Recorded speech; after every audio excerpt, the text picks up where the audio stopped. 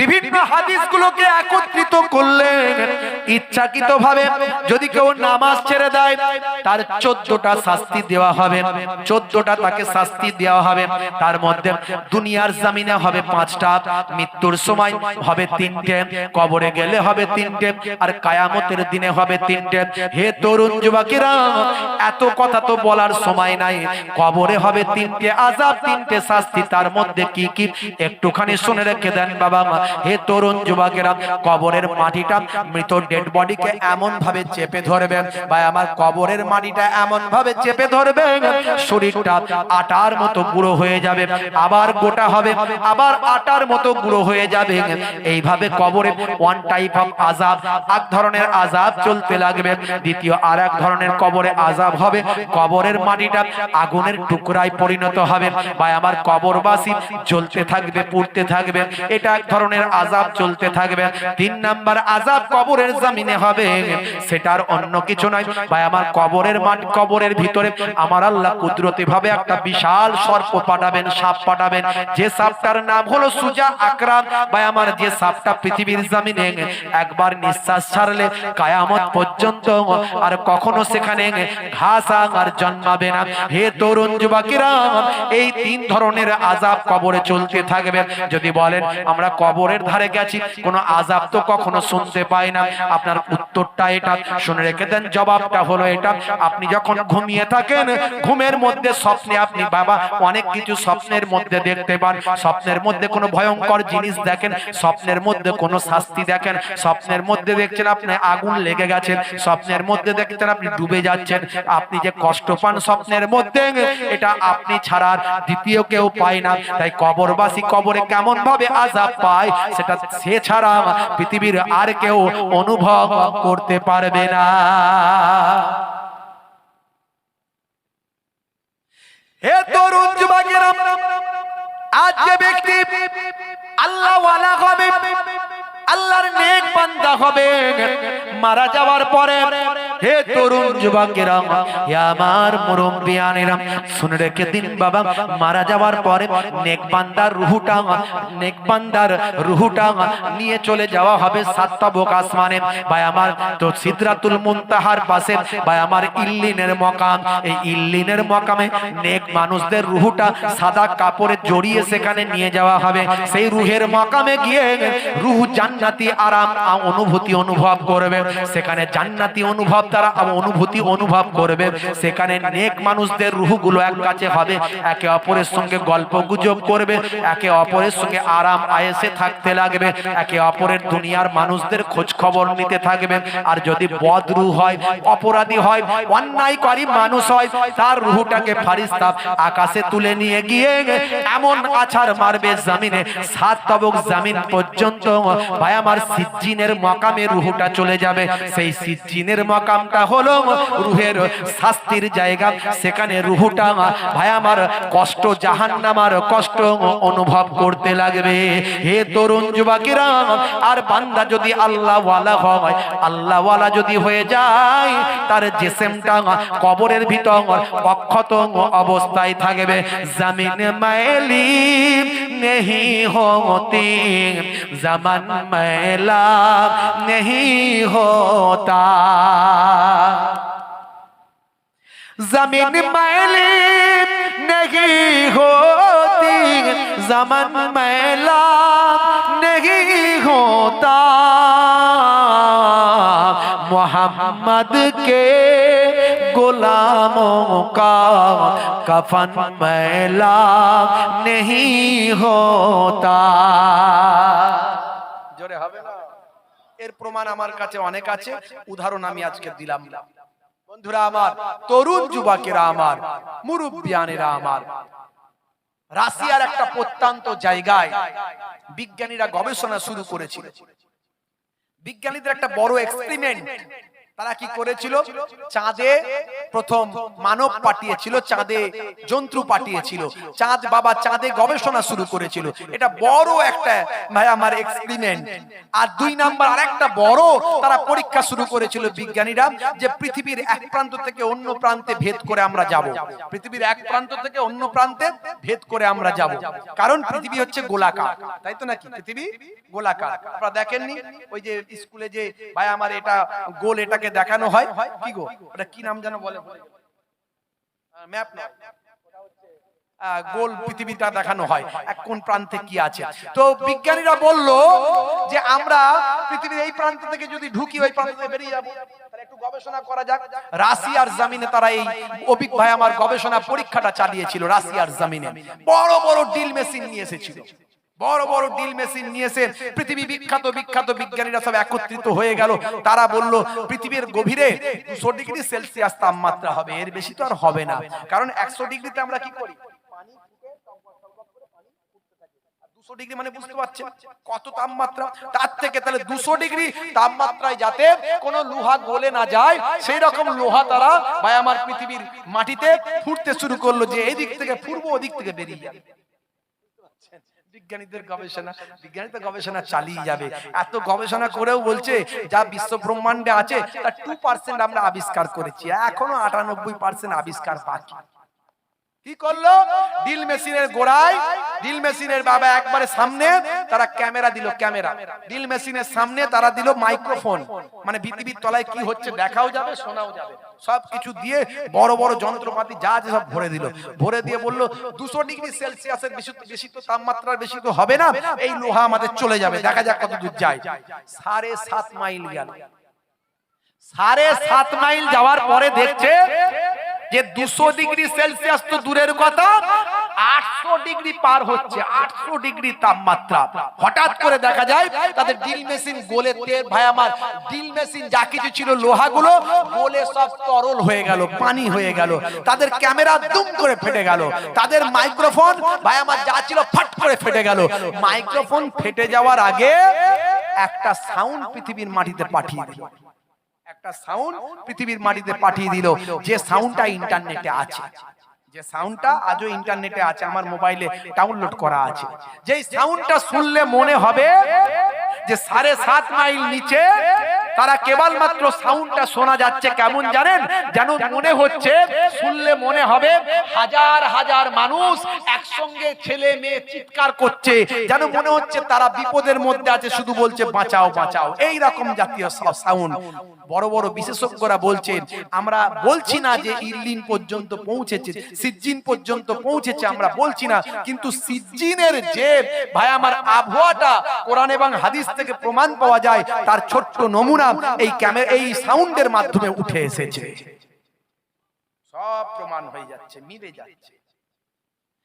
হে তরুণ যুবকেরা, তাহলে আপনাকে আমাকে সবচেয়ে বড় ইবাদত নামাজ ছাড়লে হবে না, আর 2 নাম্বার সবচেয়ে বড় সুন্নত মুখের দাড়ি, মুখের দাড়ি। হে তরুণ যুবকেরা, যুবকেরা বলে দাড়ি রাখতে লজ্জা লাগে, আমি বলি বিরাট কোহলি থেকে তো তুমি স্মার্ট নাও, বিরাট কোহলি মুখে দাড়ি রেখেছে, লজ্জা নাই।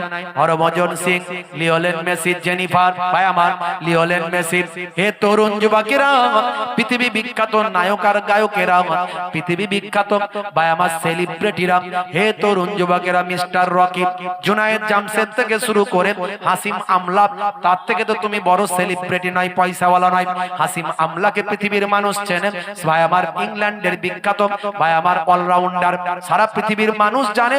হাসিম আমলা তো সুন্নতি দাড়ি, এত বড় দাড়ি নিয়ে ঘুরে বেড়ায়।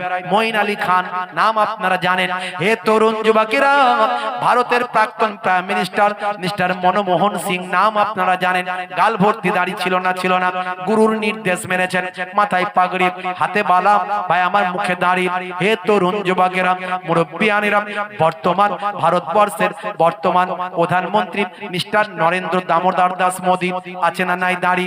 হে তরুণ যুবকেরা, হে আমার বন্ধুরা, শুনে রেখে দিন বাবা, জেনে রেখে দিন বাবা, তাহলে দাড়ি হলো ফ্যাশন, দাড়ি হলো সৌন্দর্য ভাই আমার। দাড়ি মুখে রাখবেন, ছোট হোক বড় হোক, সৌন্দর্য তো হবেই নিশ্চয়, কিন্তু মনে রাখবেন বাবা, দাড়িকে ফ্যাশন মনে করে নয়, সৌন্দর্যের প্রতীক মনে করে নয়, দাড়ি রাখবেন নবীর সুন্নত মনে করে। সুন্নত মনে করে রাখলে সৌন্দর্য হবে, ফ্যাশন হবে, সবই হবে, কিন্তু দাড়িটা নবীর সুন্নত মনে করে রাখবেন। আজ ছোট রাখবেন, একদিন বড় হবে, কিন্তু মনে রাখবেন ভাইপারা বাপেরা আমার, পৃথিবীর বুকে যত বড় বড় সাধু সন্ত থেকে শুরু করে, যত বড় বড় ধর্মীয় ব্যক্তিত্ব থেকে শুরু করে, যত বড় বড় আলেম হাফেজ মাওলানা মুফতি 1 লক্ষ বা 2 লক্ষ 24,000 পয়গম্বর, সকলের জন্য দাড়ি হলো সুন্নত। আপনি দাড়িটা রাখবেন বাবা। আমি এর আগেও বলেছি দাড়ির মধ্যে সায়েন্স আছে, বিজ্ঞান আছে, আমি প্রমাণ করেছি। আজ আমার করার ক্ষমতা নাই, সময় নাই। হে তরুণ যুবকেরা, একটা কথা বলবো, নামাজ হলো আল্লাহর নির্দেশ, সবচেয়ে বড় ইবাদত। দাড়ি হলো রাসূলের সুন্নত, সবচেয়ে বড় সুন্নত। এই দুটো জিনিস আপনি মেইনটেইন করুন। কবরে যখন চলে যাবেন, মুনকার নাকির ফেরেশতা যখন বলবে মান রব্বুকা, দেখতে পাবে মুখে দাড়ির সুন্নতি দাড়িটা রাখা। এই সুন্নত মনে করে যে দাড়িটা রেখেছিলেন, এই সুন্নতি দাড়িটা দেখবে ভাই আমার ফেরেশতা যখন দেখতে পাবে মান রব্বুকা, মুখে দেখতে পাবে সুন্নতি দাড়িটা রাখা। হতে পারে ওই দাড়িটা হবে আপনার আমার নাজাতের জারিয়া। যাদের ভিতরে সুন্নত পাওয়া যায় তারা কেউ পথহারা হয় না। রাসূলের পথে যারা চলে দুনিয়ায়, বাতিলের বাধা তারা মানে না। নিশীথ রজনীতে সেজদাতে যায়, হুসাইনি তাদের নিয়ে ভাবনাতে রয়। বিপদের মাঝে তারা যতই পড়ুক, রাসূলের তরিকা ছাড়ে না। যাদের ভিতরে সুন্নত পাওয়া যায় তারা কেউ পথহারা হয় না। রাসূলের পথে যারা চলে দুনিয়ায়, বাতিলের বাধা তারা মানে না। সবচেয়ে বড় ইবাদত হলো নামাজ, সবচেয়ে বড় সুন্নত হলো মুখের দাড়ি। তারপরে তো আরো সুন্নত গুলো বললাম কি কি করতে হবে বলেছি। সুন্নত সবের মধ্যে সায়েন্স বিজ্ঞান আছে। চাচাও ছুটছে, ছাগলও ছুটছে, চাচাও ছুটছে, ছাগলও ছুটছে। ছাগল ছুটে ছুটে মসজিদে ঢুকে পড়েছে। আসরের নামাজ পড়ে মুসল্লিরা বেরোচ্ছে, এমন সময় ছাগল দেখতে পেয়ে গিয়ে বলছে হাট হাট হাট, ছি ছি ছি ছি, ছাগল ঢুকে গেছে, এই ছি ছি ছি ছি। চাচা মাঠ থেকে এসে সিঁড়ির কাছে দাঁড়িয়ে বলছে হ্যাঁ গা, তোমাদের কোনো বুদ্ধি আছে? বলে কেন? ছাগলটাকে কেউ এভাবে তাড়ায়? একটু ভদ্রভাবে বলতে পারো না? হ্যাঁ, এই ছি ছি থো থো, এই বেরো বেরো বেরো, হাট হাট হাট, কি ওর বুদ্ধি আছে না? এই বুদ্ধি থাকলে মসজিদে ঢুকতো, এই বুদ্ধি থাকলে মসজিদে ঢুকতো। আমাকে কোনোদিন ঢুকতে দেখেছো? মানে চাচার অনেক বুদ্ধি ঢোকেনি। মুসলমান তরুণ যুবকেরা আমার, নামাজ ছেড়ে দেবেন না। নামাজকে বলো না কাজ আছে, কাজকে বলো আমার নামাজ আছে। আমার নানা জান ছোট হুজুর পীর কেবলা রাহমাতুল্লাহ আলাইহি নামাজের বর্ণনা করতে করতে মাঝে মাঝে বলতেন, বাবা কি দিয়ে বোঝাবো, কি দিয়ে বোঝাবো? ঝোড়া আর কোদাল দিয়ে বোঝাবো বাবা? হ্যাঁ, ঝোড়া আর কোদাল দিয়ে বোঝাবো? আমার দাদা জান পীরনগরী হুজুর পীর কেবলা রাহমাতুল্লাহ, যাকে জিন্দা পীর বলা হতো, হিন্দুরা বলতো দেবতা, মুসলমানরা বলতো জিন্দা পীর, বুঝতে পারছেন? সেই হুজুর কেবলা বলতেন, বাবা দিনে রাতে 24 ঘন্টায় 5 12 60 1 ঘন্টা যদি 5 ওয়াক্ত নামাজে দাও, আল্লাহ বলছেন হাইয়া আলাস সালাহ, এসো নামাজের দিকে এসো। পরেই বলছেন হাইয়া আলাল ফালাহ, আমি আল্লাহ কামিয়াবি দেব। তুমি 24 ঘন্টার 1 ঘন্টা নামাজে দিলে আল্লাহ তোমার 23 ঘন্টা কামিয়াবি দান করে দেবে। নামাজ ছেড়ো না বাবা আমার, তরুণ যুবকেরা আমার, মুরব্বিয়ানেরা আমার। হে তরুণ যুবকেরা, হে আমার বন্ধুরা, শুনে রেখে দিন বাবা, জেনে রেখে দেন, আপনি যদি তওবা করে ফিরে আসেন, আমার আল্লাহ আপনার জীবন জিন্দেগিটা বদলে দেবেন। মুসলমান একটুখানি শুনে রাখুন, আজকে কত মানুষ হেদায়েত হচ্ছে, কত মানুষ বেহিদায়েত হয়ে যাচ্ছে, কত মানুষ পথভ্রষ্ট হয়ে যাচ্ছে। বাংলাদেশের জমিনে আপনারা দেখেছেন, ইন্টারনেটে ভাইরাল একজন মাওলানা, একজন বক্তা টিকটকার হয়ে গেছেন। দেখেছেন চুলের স্টাইল কি মেরেছে, ভিডিও ভাইরাল। আরে বাপরে, ফেসবুক খুললে দেখা যাবে, ইউটিউব খুললেই দেখা যাবে, শত শত ইউটিউবাররা তাকে নিয়ে শুধু তার পিছনেই পড়ে আছে, মিলিয়ন মিলিয়ন ভিউ। না বক্তা একজন মাওলানা এতদিন ধরে বাংলাদেশের 43টা জেলায় ওয়াজ করত, 43টা জেলায় ওয়াজ করত। একজন ছোটখাটো বক্তা নয়, ভালো নামি দামি বক্তা। সেই বক্তা হয়ে গেল টিকটকার। তাহলে আল্লাহ কাকে হেদায়েত থেকে বেহেদায়েত করবে, গুমরাহ করবেন, আর কে গুমরাহ থেকে হেদায়েত হবে গ্যারান্টি নাই। তাকে জিজ্ঞাসা করা হচ্ছে, কেন তুমি এই ওয়াজের জলসার লাইন, হেদায়েতের লাইন ছেড়ে দিয়ে কেন টিকটকার হয়ে গেলে? চুলের অবস্থা কি? মাথার ওপরটা খরগোশের লেজ করে ফেলেছে, বুঝতে পারছেন? পুরো সাদা, চারিদিকটা ছেটে একদম পুরো, বুঝতে পারছেন? সে বলছে আমি নায়ক হব। মানে হুজুরি লাইন আর ভালো লাগে না, এখন নায়ক হবে, বুঝতে পারছেন? বলছে একটা সিনেমায় চান্স দাও। ছি ছি ছি ছি ছি, হাই রে হাই মুসলমান, তরুণ যুবকেরা, মুরব্বিয়ানেরা আমার, আল্লাহ রাব্বুল আলামিন কোরআন মাজিদে সূরা বাকারার মধ্যে বলেছেন, উলাইকাল্লাযীনা ইসতারু দালালাতা বিল হুদা।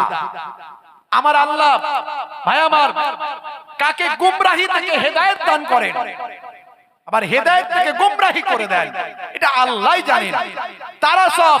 তারা ক্রয় করে নিয়েছে, কি করেছে? হেদায়েত থেকে গুমরাহির দিকে, তারা গুমরাহির দিকে চলে গেছে। বন্ধুরা আমার, তরুণ যুবকেরা আমার, কি হবে হুজুর সেজে, কি হবে হুজুর সেজে, যদি না চলতে পারে, যদি না চলতে পারে ধর্ম মেনে, কি হবে হুজুর সেজে, কি হবে হুজুর সেজে। কি হবে যদি হুজুর সাজলাম আমি, কিন্তু হুজুরি নিয়ম কানুন মানতে পারলাম না? আলেম ওলামারা এখন একে অপরের বিরোধিতা করছে, এক বক্তা আর এক বক্তার বিরুদ্ধে। মিডিয়া খুলবেন, দেখতে পাবেন কটু কথা, কুমন্তব্য, কুবাক্য প্রয়োগ করছে, যেটা একদমই জঘন্য অপরাধ। আপনার মধ্যে ব্রডনেস থাকবে, আপনার আখলাকে মানুষ মুগ্ধ হবে। আমি গতকালকে এক জায়গায় বক্তব্য রেখে আসছি, একটা অন্য আকীদার, অন্য সিলসিলার মানুষ আমার পরে উঠেছে, হয়তো আমার বক্তব্য তার কাছে ভালো লাগেনি। আমি ফুরফুরা শরীফ মুজাদ্দিদুজ জামানের কথা বলেছি, বুঝতে পারছেন? দাদা হুজুর কেবলার কথা বলেছি, ওলিয়া আউলিয়াদের কথা বলেছি, কিন্তু কোরআন হাদিস দিয়ে বলেছি। সব কোরআন হাদিসের উপর ওয়াজ, লাইন খুঁজে পাচ্ছে না। কি করবে? পাবলিকের বিরুদ্ধে বলছে। পাবলিকে আমি একটু গজল দিয়ে সুন্দর করে একটু বুঝিয়ে উপমা উদাহরণ দিয়ে বলি, তার সেটা ভালো লাগেনি। আমি ওয়াজ করার পরে লোকে বসে শোনে, আমি উঠে গেলে লোকে চলে যায়, কি করব? আমার কিছু করার নাই, বুঝতে পারছেন? পাবলিকের বিরুদ্ধে দুটো গরম গরম কথা বলছে, আমাকে ডাইরেক্ট কিছু বলেনি, পাবলিকের বিরুদ্ধে বলছে। থাকবে এই যে হিংসা বিদ্বেষ, তারপরে সিলসিলা মাযহাব দল, ইওর বিরুদ্ধে ওর বিরুদ্ধে, হাই রে হাই। তরুণ যুবকেরা আমার, মানুষ এখন ভাইরাল হওয়ার জন্য, এই যে দেখছেন না, এই যে বাবা তরুণ যুবকেরা আমার, এই একজন রাজমিস্ত্রি বক্তা হয়ে গেছে, একজন মোবাইল রিপেয়ারিং করতো, আগে মোবাইলে গান লোড করতো, সেও বক্তা হয়ে গেছে, হয়ে গিয়ে আং বাং তাং শুধু ফতোয়া মারছে। আরে ফতোয়া দেবে কে? যে মুফতি হবে সে ফতোয়া দেবে না? 17 বছর মাদ্রাসায় পড়লে তার একটা জ্ঞান তৈরি হয়। পড়াশোনা না করে বাংলা মোবাইল থেকে, মোবাইল থেকে, মোবাইলের অ্যাপস থেকে পড়ে নিয়ে আপনি মুফতি বিক্রি করতে শুরু করবেন? হ্যাঁ, তাহলে মোবাইল থেকে পড়াশোনা করে কি আপনি অপারেশন করবেন, ডাক্তার হবেন, হতে পারবেন? অত সহজ নয়, কোন পেশেন্ট যাবে না। জীবনের দাম অনেক, তো ঈমানের দাম নাই। যাদের ঈমানের দাম নাই তারা ওই বক্তাগুলোর বক্তব্য শুনে বলছে হ্যাঁ ঠিক বলছে, অথচ সে মাদ্রাসাতেই পড়লো না। নাসেক মানসুক আয়াত জানে? কোনটা নাসেক কোনটা মানসুক এগুলো জানে? ওদের যদি জিজ্ঞাসা করা হয় হরফে মুসাব্বাবিল ফেল কোনটা, কটা কিকের কাজ কি, হ্যাঁ, জার মাজরুরের কাজ কি, মুবতাদা খবরের কাজ কি, বিভিন্ন রকম গ্রামাটিক্যাল ব্যাপারগুলো যেগুলো আছে বুঝবে, কোরআন শরীফের আয়াত সহি করে পড়তে পারে না, বুঝতে পারছেন? আর এরা ফতোয়া দিয়ে দিয়ে মাথা খারাপ। কিছু ইয়ং ছেলেরা তারা শুনে বলে ওরে বাপ রে বাপ, গরম গরম কথা, ওই যে ভাইরাল হওয়ার জন্য। আমি আজকে যদি কোনো হেভিওয়েট কারো বিরুদ্ধে কথা বলি, কাল সকালে ভাইরাল হব, কাল সকালে ভাইরাল হব। আবু জাহেল ভাইরাল না ভাইরাল নয়? যেমন আবু জাহিলের নাম পৃথিবীতে কেউ জানে না, জানে না, সারা পৃথিবীর লোক জানে আবু জাহিল, কিন্তু ভাইরাল হয়েছে। কিন্তু গুড না ব্যাড, মানে পজিটিভ না নেগেটিভ, ভালোভাবে ভাইরাল না খারাপ ভাবে? খারাপ লোক হিসাবে ভাইরাল। তুমি যা ইচ্ছা তাই বলে সমাজের কাছে খারাপ লোক হিসাবে ভাইরাল হচ্ছে। বন্ধুরা আমার, তরুণ যুবকেরা আমার, মুরব্বিয়ানেরা আমার, কয়েকদিন ধরে ওই বাংলাদেশের বক্তা, কি নাম জানো ভাই আমার, ওমর ফারুক আল আজমি নাকি নাম, ওমর ফারুক আল আজমি, তাকে তার পেছনে ইউটিউবাররা লেগে লেগে সারা দুনিয়ায় তাকে প্রচার করে দিল। এতে কি হলো? আলেম ওলামাদের সম্মান নষ্ট হলো। দেখো, একটা বক্তা আলেম, সে হয়ে গেছে ইউটিউবার, সে হয়ে গেছে টিকটকার, সে নাকি নায়ক হতে চাই বলছে। এইভাবে যে করলো, এটা জঘন্য অপরাধ। এইরকম লোককে আর কখনো দাওয়াত করা উচিত নয়, আর কখনো স্টেজে তোলা উচিত নয়। আমি দেখলাম, আজকে আবার দেখছি সে কাঁদছে, বলছে আমি ভুল করেছি, আমি অন্যায় করেছি, আমি ক্ষমা চাইছি দেশের মানুষের কাছে, আলেম ওলামাদের আবেগকে আমি আঘাত দিয়েছি, আমি আলেম ওলামাদের কাছে আমি ক্ষমা চাইছি। যে আলেমদের কথা শুনে মানুষ চলে, আলেমদের কত আল্লাহ ইজ্জত দিয়েছেন। রাসূল বলছেন, উলামা ও উম্মতি কা আমবিয়ায়ে বানি ইসরাইল, আমার উম্মতদের মধ্যে যারা আলেম তারা হলো বানি ইসরাইল যুগের নবীদের পর্যায়ভুক্ত। কি সম্মান! রাসূল বলছেন, মান যারা আলেমান ফাকান্নামা যারানি, যে আলেমে হাক্কানির জিয়ারত করলো সেজন্য আমি রাসূলুল্লাহর সঙ্গে জিয়ারত করলো। কারণ নবীরা যে খিদমত করত, আলেমরা সেই খিদমত করছে। এখন তো নবী আসবে না, আনা খাতামান নাবিয়িনা লা নাবিয়্যা বাদি, নবী শেষ, নবী আর আসবেন না, নবীর জামানা শেষ, নবী হলেন শেষ নবী, আখেরি জামানার নবী, আমাদের নবী, আর কোন নবী আসবে না। যদি কেউ আসতো, লাউকানা বাদি নাবিয়ুল লাকানা ওমর, আমার পরে যদি কেউ আল্লাহ নবী করতেন, ওমর ফারুক রাদিয়াল্লাহু তাআলা আনহু নবী হতেন। তা সেই নয়, আলেমরা সেই কাজটা করবে। আল উলামা ওয়ারাসাতুল আম্বিয়া, আলেমে হাক্কানিরা হলো নবীদের ওয়ারিস। জোরে বলুন সুবহানাল্লাহ। মান সাফাহা আলেমান ফাকান্নামা সাফানি, যে আলেমে হাক্কানির সঙ্গে মুসাফা করলো সেজন্য আমি রাসূলুল্লাহর সঙ্গে মুসাফা করলো। মান জালাসা আলেমান ফাকান্নামা জালাসানি, যে আলেমে হাক্কানির মজলিসে গিয়ে বসলো সেজন্য আমি রাসূলুল্লাহর মজলিসে এসে বসলো। তাহলে একটা আলেম, একটা বক্তা যা ইচ্ছা তাই করতে পারে না, ইসলামিক গাইডলাইনের বাইরে যেতে পারে না। আজ দেখলাম কাঁদছে, ভিডিও ভাইরাল, কেঁদে কেঁদে মাপ চাইছে। কি অবস্থা! হাই রে হাই! আজকে মুসলমান ভাইরাল হওয়ার জন্য কত রকম কি করছে। আচ্ছা, আল্লাহ যাকে ভাইরাল করবে সেই হবে। কেউ কারোকে ঘাড় ধরে টানলে তুললে পৃথিবীর মানুষের কাছে পরিচিতি ঘটাতে পারবে না, আর কেউ কারো পা ধরে নামিয়ে দিতেও পারবে না। পারবে? পারবে? পারবে না। আল্লাহ যা তারাক্কি দেবে, উন্নতি দেবে, তাকে আল্লাহ ঠিক জায়গায় পৌঁছে দেবে। হিংসা করলে কিছু হবে না, চাইতে হয় আল্লাহর কাছে। কথা ঠিক না ভুল? যেরকম কথা ঠিক না ভুল? হে তরুণ যুবকেরা, কি আখলাক নবী, আল্লাহর নবী কি আখলাক শিখিয়েছেন, সাহাবায়ে কেরামরা কি আখলাক শিখিয়েছেন, চরিত্র শিখিয়েছেন। হে তরুণ যুবকেরা, হে আমার মুরব্বিয়ানেরা, শুনে রেখে দিন বাবা, একটা নমুনা দিই। প্যাকেজের ওয়াজ করছিলাম, প্যাকেজের ওয়াজটা করছিলাম, শেষ লগ্নে চলে এসেছি। সংক্ষেপে আপনাদের মাঝখানে, কেন ইসলাম মানবেন, সাচ্চা মুসলমান কেন হবেন, এটা প্রথম বলেছিলাম। তারপরে বলেছিলাম সাচ্চা মুসলমান হতে গেলে আপনাকে কি করতে হবে, প্রথমে ঈমানকে মজবুত করতে হবে। ঈমানের ডেফিনেশন আপনাদের কাছে দিয়েছিলাম। তারপরে বলেছিলাম আমল করতে হবে। আমলগুলোর মধ্যে ভাই আমার সবচেয়ে বড় দুটো আমল আপনাদের কাছে বলেছিলাম। হে তরুণ যুবকেরা, এবার একটা বলে দি বাবা, সাচ্চা মুসলমানের নমুনাটা, একটা উদাহরণ আপনাদের মাঝখানে দিয়ে যায়। হযরতে ওমর ফারুকের জামানার একটা ছোট্ট ঘটনা বলি। হযরতে ওমর ফারুকের কাছে একজন যুবককে দুটো মানুষ ধরে বেঁধে নিয়ে এলে। কষ্ট হচ্ছে আপনাদের? না, কারা কারা চান না হাত তুলে দেখান তো দেখি। সত্যি চান? মাশাআল্লাহ। কিন্তু আমার তার সময় নাই, থাকলে আমি আর আধ ঘন্টা বলতাম, আর 10 মিনিট। বুঝতে পারছেন, নামতে হবে।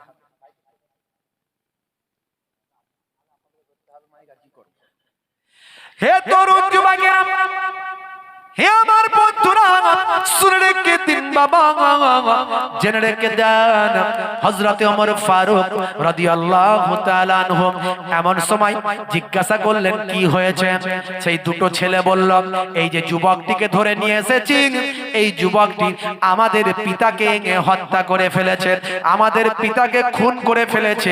আমরা খুনের বদলে খুন, হত্যার বদলে হত্যা, আমরা এর জন্য তার শাস্তি চাই, তার বদলাটা বিচারটা আমরা ঠিকভাবে করতে চাই, কেসাসটা ঠিকভাবে করতে চাই, ও হযরতে খলিফাতুল মুমিনিন ও আমিরুল মুমিনিন ও হযরতে ওমর ফারুক রাদিয়াল্লাহু তাআলা আনহু, আপনি সঠিক বিচারটা আপনি করে দিন।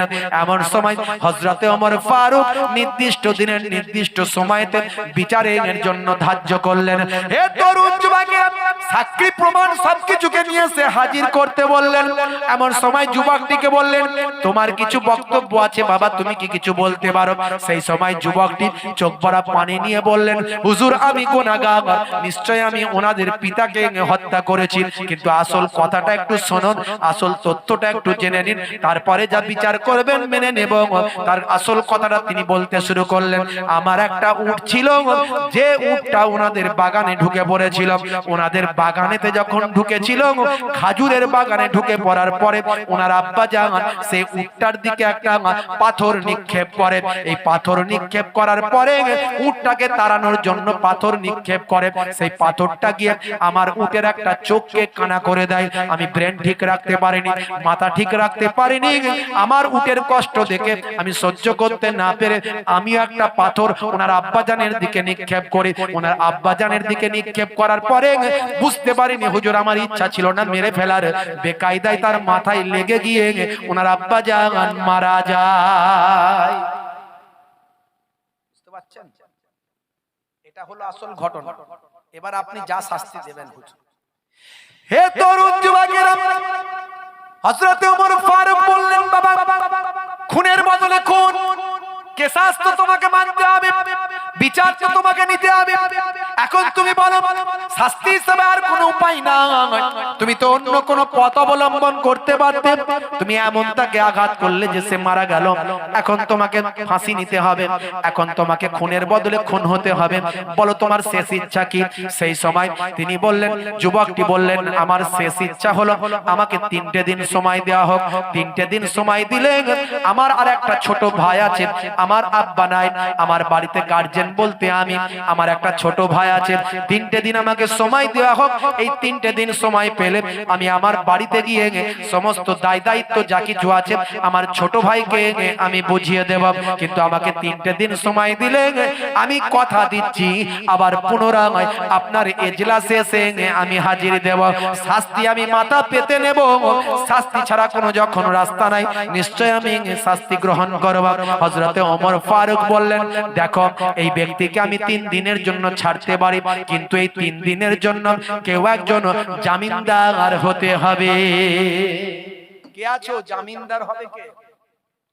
একে যে 3 দিনের জন্য ছাড়বো, এ তো চলে গেলে আউট অফ মার্কেট হয়ে যেতে পারে, আউট অফ কান্ট্রি হয়ে যেতে পারে, তাই না? 3 দিনের জন্য জামিনদার কাউকে হতে হবে, কাউকে তো বিশ্বাস করে জামিনদারি হতে হবে না। কে হবে? কেউ হতে চায় না, কেউ কারো জামিনদার হতে চায়, মারাত্মক ব্যাপার। যদি ও পালিয়ে যায় ফাঁসি কিন্তু এর হবে, শাস্তি কিন্তু একে পেতে হবে। তাহলে একমাত্র নিকট আত্মীয় ছাড়া কেউ হবে না, খুব ক্লোজ ব্লাড রিলেশন থাকলে হতে পারে, নালে হবে না, কেউই হবে না। হে তরুণ যুবকেরা, কয়েকবার ধরে এজলাস থেকে আওয়াজ দেওয়া হলো, কে আছো? হাকিমের মঞ্চ থেকে, জাজের মঞ্চ থেকে আওয়াজ দেওয়া হলো, কে আছো? 3 দিনের জন্য জামিনদারি কেউ হতে পারো, কেউ জামিনদার হতে পারো। হে তরুণ যুবকেরা, হে আমার বন্ধুরা, শ্রোতাদের মধ্যে পেছন দিকে যিনি ছিলেন একজন আল্লাহর নেক বান্দা, মাহবুব বান্দা, একজন যোগ্য সাহাবী ছিলেন বাবা, নাম আর অন্য কিছু নয়, তার নাম হলো হযরতে আবু জার গাফফারি, আল্লাহর নবীর বিশিষ্ট একজন সাহাবী রাহমাতুল্লাহ আলাইহি রাদিয়াল্লাহু তাআলা আনহু, আবু জার গাফফারি রাদিয়াল্লাহু তাআলা আনহু। এই সাহাবীর জীবনী যদি আলোচনা করি আরো লম্বা। এই সাহাবী ছিলেন একজন ডাকাত, ছিলেন একজন ডাকাত, বুঝতে পারছেন? বিশাল বড় ভয়ঙ্কর লোক। আরো মক্কা মদিনা দিয়ে যখন ব্যবসা করতে যেত সিরিয়ার দিকে, সিরিয়া দামেস্ক, আপনার শাম, এই ব্যবসা করতে গেলে এই এনাদের উপর দিয়ে যেতে হবে, বুকের উপর দিয়ে যেতে হবে, রাস্তার উপর দিয়ে যেতে হবে। ওই জায়গাটা যে মোড়টা, তার নাম, জায়গাটার নাম হলো গিফার। এই গিফার গোত্রের ইনি হলেন সরদার। এরা প্রকাশ্য ডাকাত, লুকিয়ে চুপিয়ে নয়।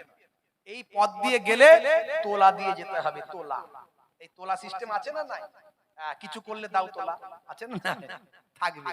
তবু আমার দেশে, আমার রাজ্যের তুলনায় অন্য রাজ্যের থেকে এখানে অনেক শান্তি। আপনারা জানেন না, তাই খোঁজ খবর নেবেন অন্য রাজ্যে কি চলছে। বুঝতে পারছেন? অন্য রাজ্যে কি চলছে খোঁজ খবর নিয়ে তবে বলবেন। আমি ভালো বলছি না, ওই নাই মামার চেয়ে কানা মামা ভালো। Something is better than nothing. বুঝতে পারছেন? তরুণ যুবকেরা আমার, মুরব্বিয়ানেরা আমার, তো গিফার গোত্রের উপর দিয়ে গেলে তোলা দিতে হবে। সেই আল্লাহর নবী যখন ইসলামের প্রচার করছেন, শুনতে পেল আবু জাহল যে এরকম মক্কায় একজন মহাপুরুষ এসেছে, যা দোয়া করছে তাই, যা বলছে তাই, কিন্তু আরবের মক্কার লোকেরা তাকে বিরাট অত্যাচার জুলুম করছে। তিনি তার ভাইকে পাঠালেন, যা তো খবর নিয়ে আয়। তো ভাই খবর টবর নিয়ে এসে যা বললো, স্যাটিসফ্যাকশন হলেন না, শান্তি পেলেন না, আমি নিজেই যাব। গিয়ে তিনি বলেন, যদি জানতে পারে মক্কার লোকেরা, কুরাইশরা যে মুহাম্মদ সাল্লাল্লাহু আলাইহি ওয়াসাল্লামের খবর নিতে এসেছে, তাহলে মেরে ফেলবে। যে তার সঙ্গে দেখা করতে যাবে তাকে মেরে ফেলবে। তো সেই সময় দেখা গেল তিনি কাবা ঘরের তলায় চুপ করে বসে রইলেন। 3 দিন রয়ে গেলেন। হযরত আলী মুর্তজার সঙ্গে দেখা, লম্বা চওড়া অনেক লম্বা ঘটনা। আলী মুর্তজা বিদেশি লোককে দেখে দাওয়াত করলেন, ঘরে এসে খাওয়া দাওয়া করলেন, কিন্তু কেউ কারোর কাছে আল্লাহর নবীর কথা বলছে না। সবাই ভয় পাচ্ছে, আমি যদি ওর কাছে বলি ও যদি জেনে যায়। আবার উনি ভাবছেন যে যদি আমি জিজ্ঞাসা করি, যদি বুঝতে পেরে যাই ইনি কার লোক কে জানে। কেউ কারো লোক বলে পরিচয় দিচ্ছে না। না, কেন এসছো? ধর্ম হচ্ছে একটা গাইডলাইন, একটা চলার পথের একটা নির্দেশনা। একটা নির্দেশনাকে বলা হয় ধর্ম। কিভাবে চলবে? প্রত্যেকের ধর্ম আছে। পানির ধর্ম আছে, আগুনের ধর্ম আছে। আগুনের ধর্ম জ্বালিয়ে দেওয়া, পানির ধর্ম ডুবিয়ে দেওয়া, ধুইয়ে দেওয়া। বুঝতে পারছেন? বাতাসের ধর্ম, ঝড়ের ধর্ম, সবের ধর্ম আছে। সূর্যের ধর্ম আলো দেওয়া। বুঝতে পারছেন? প্রত্যেকটার একটা ধর্ম আছে।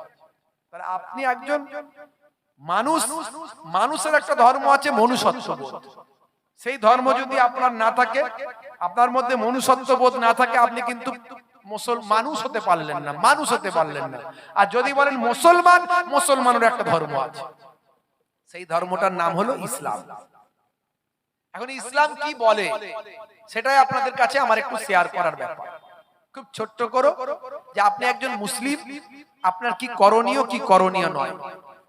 আপনি কেন মুসলিম, কিসের মুসলিম, এখন কি মুসলিম না মুসলিম নয়। হে তরুণ যুবকেরা, হে আমার বন্ধুরা, শুনে রেখে দিন বাবা, জেনে রেখে দেন, আমার আল্লাহ তাআলা কোরআন মাজিদের মধ্যে জানিয়ে দিলেন, হে দুনিয়ার মানুষ শুনে রেখে দাও, ইয়া আইয়ুহাল্লাযীনা আমানুত্তাকুল্লাহা হাক্কা তুকাতিহি ওয়া লা তামুতুন্না ইল্লা ওয়া আনতুম মুসলিমুন। হে বিশ্বাসী বান্দারা, তোমরা আমি আল্লাহকে ভয় করো, ভয়টা করার মতো ভয় করো, আর ততক্ষণ পর্যন্ত মরো না যতক্ষণ না সাচ্চা মুসলমান না হয়ে যাও। এখন বলুন তো দেখি, আল্লাহ বলছেন সাচ্চা মুসলমান না হয়ে মরো না। এখন আমরা যারা এখানে হাজিরা দিয়েছি, আমরা কি সাচ্চা মুসলমান হতে পেরেছি? আমি যদি জিজ্ঞাসা করি আর ইউ মুসলিম, বলবেন হোয়াই নট, কেন আমি মুসলিম নয়? এই যে মিলাদুন নবীতে এসেছি, চাঁদা দিয়েছি, গরুর গোশত খাই, সলিমউদ্দিন নাম আমার ভাই, জলসায় যাই, ইমাম সাহেব মাওলানা সাহেব দেখলে আসসালামু আলাইকুম দি, কোনো অসুবিধা নাই। মা বলেছিল তাই 1 মাস রোজা রেখেছি। জুম্মার দিনে নামাজ পড়তে যাই, 5 ওয়াক্ত মাঝে মাঝে হয়, মাঝে মাঝে হয় নাই, আছে না নাই? তাহলে আপনি কি সাচ্চা মুসলমান? এত কিছু করি হুজুর, তাহলে কি এখনো মুসলমান নয়? আমি বলছি না, আল্লাহ কি বলছে শুনেন। হে তরুণ যুবকেরা, হে আমার বন্ধুরা, শুনে রেখে দিন বাবা, আল্লাহ বললেন বান্দারে, আমি যে মুসলমানের কথা বলছি, সেই মুসলমান হতে গেলে কি করতে হবে শুনে রেখে দাও। সেই মুসলমান হতে গেলে ইয়া আইয়ুহাল্লাযীনা আমানুত্তাকুল্লাহা হাক্কা তুকাতিহি, সেই মুসলমান হতে গেলে হে বিশ্বাসী বান্দারা, যারা তোমরা আমি আল্লাহকে বিশ্বাস করো, তোমাদেরকে সবচেয়ে বেশি ভয়টা আমি আল্লাহকে করতে হবে। এখন বলুন তো দেখি, সবচেয়ে বেশি ভয় আমরা আল্লাহকে করি না পুলিশকে করি? কাকে করি? সবচেয়ে বেশি ভয় আল্লাহকে করি না পুলিশকে? সবচেয়ে বেশি ভয় আল্লাহকে করি না নেতাকে? সবচেয়ে বেশি ভয় আল্লাহকে করি না গুন্ডা মস্তান চোর ডাকাতকে? সবচেয়ে বেশি ভয় কাকে করি? জোরে বলেন। ভেবে চিন্তে বলবেন, কিন্তু ঝোঁকে পড়ে বললে হবে না আল্লাহকে।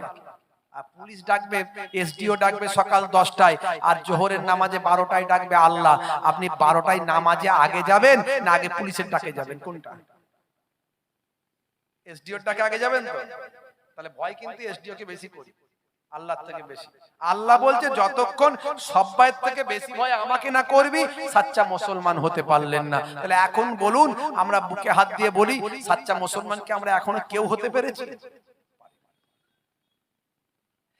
হে তরুণ যুবকেরা, হে আমার বন্ধুরা, শুনে রেখে দিন বাবা, জেনে রেখে দেন, সাচ্চা মুসলমান কেন হবেন? ইসলাম আপনি কেন মেনে চলবেন? হে তরুণ যুবকেরা, আল্লাহ বলছেন কোরআন মাজিদে, ইন্নাদ দীনা ইনদাল্লাহিল ইসলাম, আমি আল্লাহ, আমার মনোনীত ধর্ম হলো ইসলাম। যদি তুমি সাচ্চা মুসলমান হয়ে যাও, ইসলাম ধর্ম যদি তুমি মেনে চলো, তাহলে শুনে রেখে দাও যে সাচ্চা মুসলমান হবে ওজনে সে ঠকাতে পারবে না, যে সাচ্চা মুসলমান হবে ভেজাল মাল পাইল করতে পারবে না, যে সাচ্চা মুসলমান হবে আল ছেটে বাড়াতে পারবে না, যে সাচ্চা মুসলমান হবে ছোটদের কষ্ট দিতে পারবে না, যে সাচ্চা মুসলমান হবে বড়দের অশ্রদ্ধা করতে পারবে না, যে সাচ্চা মুসলমান হবে পিতামাতারও অবাধ্য হতে পারবে না, যে সাচ্চা মুসলমান হবে স্ত্রীর সঙ্গে খারাপ আচরণটা করতে পারবে না। আল্লাহ বললেন তার কারণ হলো সবেতেই সে আমাকে ভয় করে, আর আমি যে বিধান দিয়েছি যদি মানুষ অন্যায় করে তাহলে জাহান্নাম তোর জন্য থাকবে। এই আল্লাহকে যে ভয় করবে সে অন্যায় কাজ করতে পারবে না, আর যখন সে সবকিছুর থেকে বেশি আল্লাহকে ভয় করতে পারবে তখনই সে সাচ্চা মুসলমান হয়ে যাবে। হে তরুণ যুবকেরা, সাচ্চা মুসলমান হতে গেলে পরিপূর্ণ আপনাকে ইসলাম মেনে চলতে হবে। আল্লাহ বলছেন আমার মনোনীত ধর্ম হলো ইসলাম। ইসলামের ডেফিনেশনটা যদি আপনি এইভাবে দেন, আমি আকাশবাণী অল ইন্ডিয়া রেডিও সেন্টারে বছরে কয়েকবার করে আমি বক্তব্য দিই, সেখানে হে তরুণ যুবকেরা বিভিন্ন ওকেশনে আমাকে ইনভাইট করা হয়, আমি গিয়ে রেডিওতে বক্তব্য দিতাম। এখন সময়ের অভাবে যেতে পারি না। হে তরুণ যুবকেরা, আমাকে জিজ্ঞাসা করা হয়েছিল, sir you tell me definition of Islam, আপনি আমাদের একটা ইসলামের ডেফিনেশন দিন। আমি তখন বলেছিলাম কি ডেফিনেশন নিতে চান? ISLAM ইসলাম। এইভাবে যদি ইসলাম শব্দটা লেখা হয় তাহলে I for I, S for should, L for love, A for wall, M for mankind, I should love all mankind, অর্থাৎ আমার উচিত সারা বিশ্বের মানুষকে ভালোবাসা। 1450 বছর আগে আমার আল্লাহ জানিয়ে দিলেন লা ইয়ারহামুল্লাহু মান লা ইয়ারহামুন নাস, যে মনুষ্য জাতির উপর দয়া করে না মহান আল্লাহ তার উপর দয়া করেন না। মানুষকে ভালোবাসতে হবে। মুগ্ধ হয়ে গেলেন তারা। আমি বলি এর নাম ইসলাম, এর নাম ইসলাম। अंधे को रास्ता दिखाने का नाम है इस्लाम, भूखे को खाना खिलाने का नाम है इस्लाम, प्यासे को पानी पिलाने का नाम है इस्लाम, अमानत का नाम है इस्लाम, इबादत का नाम है इस्लाम, और मोहब्बत का नाम है इस्लाम। जोरे হবে না আর জোরে হবে না। কিন্তু আমরা ইসলাম ভালো করে বুঝি না বলে মুসলমান অনেক অন্যায় কাজ করে ফেলে, আর সেটা কি লোকে মনে করে মনে হয় এটা ইসলাম না। আপনি দাড়িওয়ালা টুপিওয়ালা লোককে কটা মদখানার সামনে দাঁড়িয়ে থাকতে দেখবেন? দাড়িওয়ালা টুপিওয়ালা লোককে কটা পতিতালয়ে দেখতে পাবেন? দাড়িওয়ালা টুপিওয়ালা লোককে কটা খুন খারাপি মার্ডার করেছে দেখতে পাবেন? পাবেন না, পাবেন না। এক্সেপশন, ব্যতিক্রম হতে পারে, সে তো দুই একটা খারাপ সবেতি ভাই আমার চালে কাঁকড় থাকবে, ভালো আলুর ভিতরে পচা আলু এক একটা থাকবে, ওরা ভেজাল মাল। ওরা দাড়ি আর টুপিটাকে ভাই আমার মুখোশ হিসাবে ব্যবহার করে। দেখবেন দাড়ি রেখে দিয়েছে, সারা জীবন নামাজ পড়ে না, আছে না নাই? দাড়ি রেখে দিয়ে লটারির টিকিট কাটছে, আছে না নাই? দাড়ি রেখে দিয়ে লাল পানিও চালাচ্ছে। ওরা দাড়িটাকে ফর্স ব্যবহার করে, যেখানে দাড়ি ব্যবহার করলে কাজে লাগবে সেখানে লাগায়। দাড়িটাকে সামনে রেখে ভালো চেয়ারটা পেয়ে যায়, চাচা এসেছে, চাচা তুমি বসো, বুঝতে পারছো? থাকবে এরকম চালে কাঁকো। হে তরুণ যুবকেরা, হে আমার বন্ধুরা, এবার চলে আসুন। ইসলাম ধর্ম মেনে চলতে গেলে আপনাকে একটা সংবিধান মানতে হবে, আপনাকে একটা রুলস মানতে হবে, রুলস বুক মানতে হবে। যে বইয়ের মধ্যে রুলস লেখা আছে, সংবিধান দেওয়া আছে, আপনি কি করবেন কি করবেন না, সকালে ঘুম থেকে ওঠা থেকে ঘুমাতে যাওয়া পর্যন্ত আপনার কি করণীয় কি করণীয় নয়, এর নাম হলো কমপ্লিট ইসলাম। আপনি কমপ্লিট কোড অফ ইসলাম বা আমার কমপ্লিট লাইফ অফ ইসলাম, আপনার জীবন ব্যবস্থাটা সব সেখানে লিপিবদ্ধ আছে। সেই গ্রন্থটার নাম হলো আল কোরআন। যদি আগুন লেগে ধ্বংস হয়ে যায়, ধ্বংস হয়ে যায় পৃথিবীর সব বইয়ের দোকান, তবু বিশ্ব থেকে হারাবে না পবিত্র কোরআন। জোরে হবে না? জোরে হবে না? আমি অনেক কবিতা লিখি, আমার অনেক লেখা। আমি আগের যে গজলগুলো গাইলাম সব আমারই লেখা, প্রচুর লিখি, আমার লেখা আছে, সময় হাতে পেলেই লিখি। কিন্তু এটা আমার লেখা নয়, এটা হলো বাংলাদেশের একজন হিন্দু ভাই, একেবারে হিন্দু ভাই, নাম হলো mister Nakul Kumar Biswas, internet search করবে, তার লেখা। তিনি বলছেন, যদি আগুন লেগে ধ্বংস হয়ে যায় পৃথিবীর সব বইয়ের দোকান, তবু বিশ্ব থেকে হারাবে না পবিত্র কোরআন। করবে কেমন করে কোরআন ধ্বংস আগুনের তেজ, করবে কেমন করে কোরআন ধ্বংস আগুনের তেজ, আছে বিশ্বে ভরা অগণিত কোরআনে হাফেজ। তারা ছাপি আসমানি গ্রন্থ, তারা ছাপি আসমানি গ্রন্থ, বাঁচাবে ইসলামের সম্মান, তবু বিশ্ব থেকে হারাবে না পবিত্র কোরআন।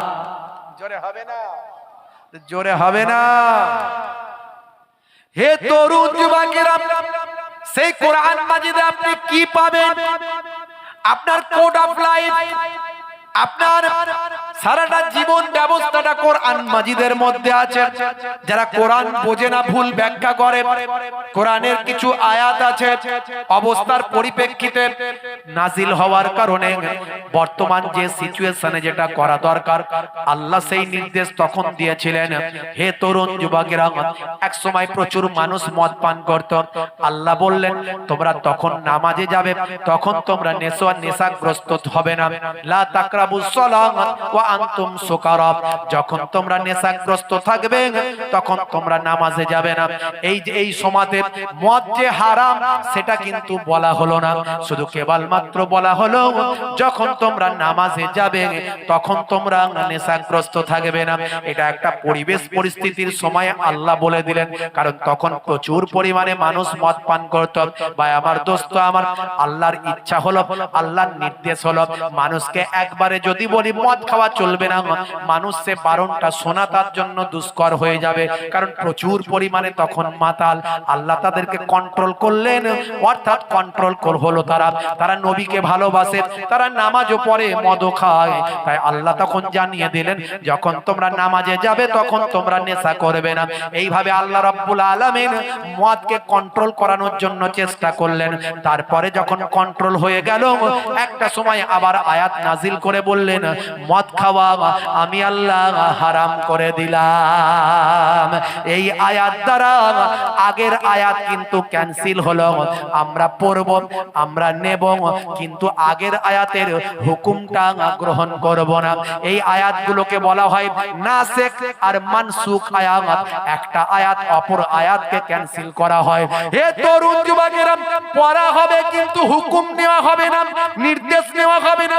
কোরআনে এরকম অনেক আয়াত আছে, কিছু মানুষ কোরআন মাজিদকে বিকৃত করার জন্য, কোরআন মাজিদকে অপমান করার জন্য এই রকম আয়াতগুলোকে খুঁজে খুঁজে বের করে মানুষের মাঝখানে প্রচার করে ইসলামের বদনাম করার চেষ্টা করতে থাকে। এই জন্য কোরআন বুঝতে গেলে 17 বছর পড়তে হবে। আর যদি আপনি না বোঝেন, আপনি কোরআন নিশ্চয়ই মানে বইগুলো পড়বেন, বাংলাগুলো পড়বেন, যেখানটা আপনার ডাউট হবে দাগ দিয়ে রাখবেন, আলেমদের কাছে জেনে নেবেন। আপনি এক জায়গায় পেলেন মদ খাওয়া হারাম, আর এক জায়গায় পেলেন যে মদ তখন তোমরা নেশা করো না, যখন তোমরা নামাজে যাবে তখন নেশা করবে না। তার মানে এর দ্বারা বোঝা গেল নামাজে না গেলে নেশা করা যাবে। এরকম নাসিখ মানসুখ আয়াত অনেক আছে, যারা বোঝে না তারা এই আয়াতগুলোকে বের করে দেখো ইসলাম কত খারাপ। বুঝতে পারছেন কথা? আর এই জন্যই তো 17 বছর স্টাডি করতে হয়, পড়াশোনা করতে হয় কোরআন নিয়ে, তাফসীর নিয়ে, হাদিস নিয়ে।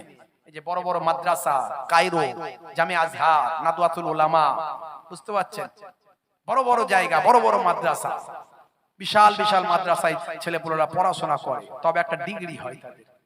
সব রকম পড়তে হয়, শুধু কোরআন হাদিস পড়বে তা নয়, বিভিন্ন রকম পড়াশোনা করতে হয়। মডার্ন এডুকেশন থেকে শুরু করে, কম্পিউটার এডুকেশন থেকে শুরু করে, সাধারণ জিকে নলেজ থেকে শুরু করে, আপনার সোশ্যাল অ্যাক্টিভিটিস থেকে শুরু করে এভরিথিং সেখানে তারা পড়াশোনা করে।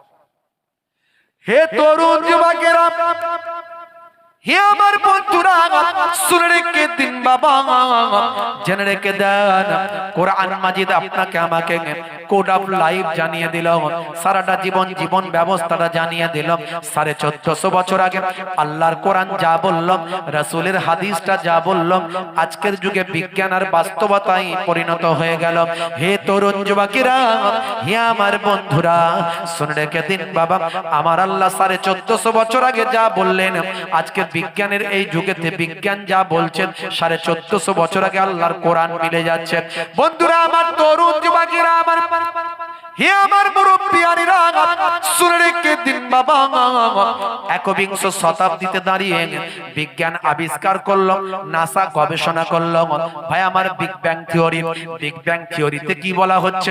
বিগ ব্যাং থিওরিতে বলা হচ্ছে সারা বিশ্ব ব্রহ্মাণ্ডটা ছিল একটা বিন্দু, এই বিন্দুর উপর যখন বিস্ফোরণ হলো, বিস্ফোরণ হওয়ার সঙ্গে সঙ্গে ভাই আমার, সেই বিন্দু থেকে বিশ্ব ব্রহ্মাণ্ড তৈরি হয়ে গেল।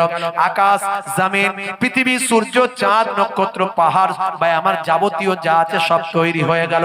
একটা ইলাস্টিকের মতন পৃথিবী যখন ধ্বংস হবে, হে তরুণ যুবকেরা, গাডারটা যেমন টানলে বেড়ে যায়, ছেড়ে দিলে জড়ো হয়ে যায়, আবার বিশ্ব ব্রহ্মাণ্ড সবকিছু একটা জায়গাতে ফিরে আসবে। এর নাম দিল বিজ্ঞানীরা বিগ ব্যাং থিওরি। এই বিগ ব্যাং থিওরি বিজ্ঞানীরা আবিষ্কার করলো 21 শতাব্দীতে। হে তরুণ যুবকেরা, বিজ্ঞান বলল আমরা সারা বিশ্ব ব্রহ্মাণ্ডে যা আছে তার মাত্র 2% আবিষ্কার করতে পেরেছি, 98% এখনো আবিষ্কার করতে পারিনি। এই 2% এর আবিষ্কারের মধ্যে যত বিজ্ঞানের আবিষ্কার বেড়েছে, তত আল্লাহ বোঝা, নবী জানা, কোরআন বোঝা, হাদিস বোঝা সহজ হয়েছে। যখন এই বিগ ব্যাং থিওরি আবিষ্কার হলো, কোরআন মাজিদ পড়তে পড়তে 1450 বছর আগে বিগ ব্যাং থিওরিটা আল্লাহর কোরআন মাজিদে পাওয়া গেল। হে তরুণ যুবকেরা, কোথায় আছে? বাড়িতে গিয়ে পড়বেন বাবা। সূরার নাম হলো সূরা আম্বিয়া।